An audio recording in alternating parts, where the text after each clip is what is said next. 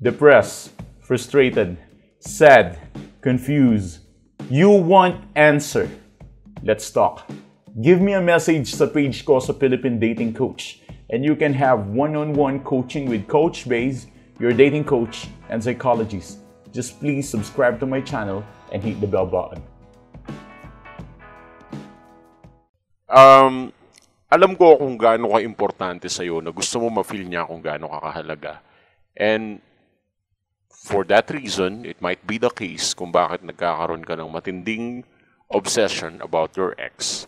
Dahil hindi mo na nararamdaman yung halaga na yon at the same time, nakikita mo sa kanyang pananaw na wala ka ng value sa kanya. So, right now, ituturo ko sa'yo kung paano mo ba gagawin ng isang bagay na ito at biglaan niyang mararamdaman yung halaga mo. Parang ito yung pinaka-technique para biglang ma-feel niya na you are something like valuable pala sa kanya.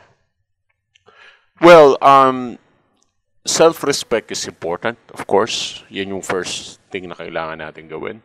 Hindi tayo pwede mag-proceed sa technique na gagawin natin kung hindi mo kayang i-self-respect ang sarili mo.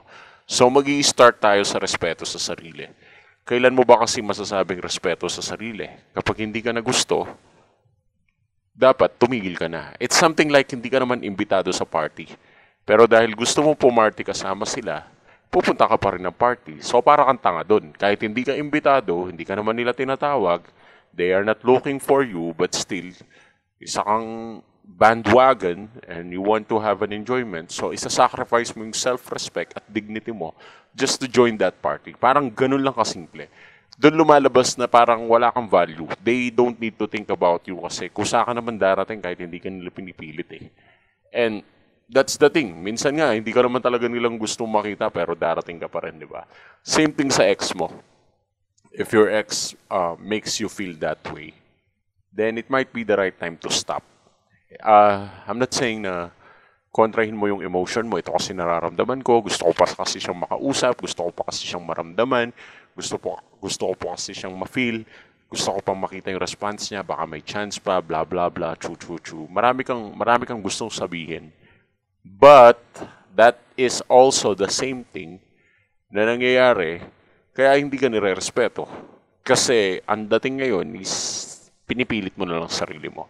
So if you're going to stop forcing yourself sa kanya, that might be the case na magkakaroon ng changes or your ex will respect you immediately after you did that thing.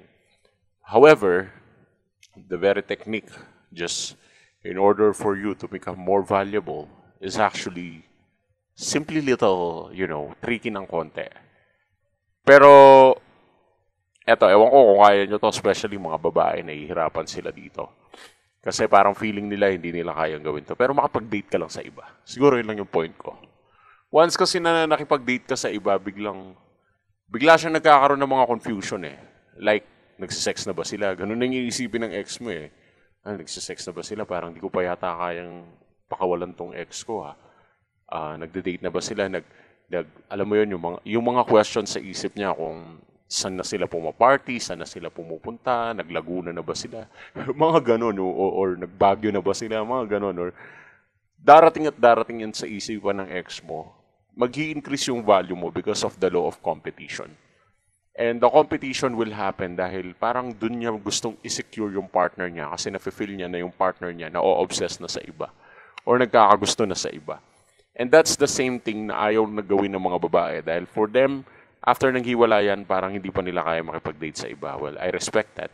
I'm just telling you na maybe that's one of the secret recipes para magising yung ex mo sa kinakaupuan niyang trono na hindi ka pa niya talaga pagmamayari although dinump ka na niya.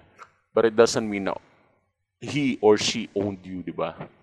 So, that will be the time na pwede ka naman makipag-date sa iba.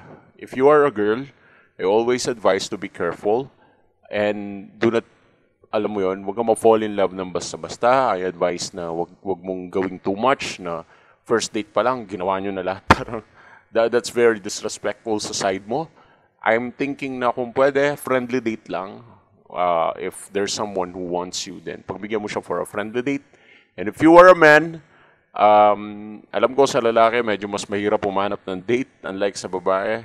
But if you are a man, what you can do is just, makipagkilala ka sa ibang tao or just, you can do it as a friendly date as well kung gusto mo. But that's the thing that you can do and i-post mo sa social media. And that's it. Pag may time yung ex mo, kahit naka-block ka pa sa kanya, kahit binlock ka pa niya, darating at darating ang time na sisilipin at sisilipin niya ba rin ang Facebook mo, gagamit niya ng kung sino-sino mang Poncio Pilatong account para lamang i-stalk sa'yo at makikita niya sa mga posts mo na last time lumabas ka. So that's just a simple mind technique. But I want you to take it seriously na kung hindi mo trip yung makipag-date sa iba, then you don't need to do this thing. That's my warning, okay? But if you think na pwede naman makipag-date sa iba, pwede naman makipagkilala muna, friendly date lang naman, wala naman masyadong, alam mo yon, yung beyond that, parang di naman kami iinom ng 24 hours tapos pupunta kami ng malayo, magde-date kami ng 7 days. Di naman siguro ganun. Yung tinutukoy ko is just a very simple thing. And kung mapopost mo siya sa social media, then that's fine. Well, yun lang yung technique ko, just in order for you to increase your value. But if you don't want to do that, that's fine. Self-respect is enough. Anyways, if you still have a question or you think that you're still confused about the relation that you have, you can just give us a message sa Philippine Dating Coach. One-on-one coaching is the best. Thanks for watching.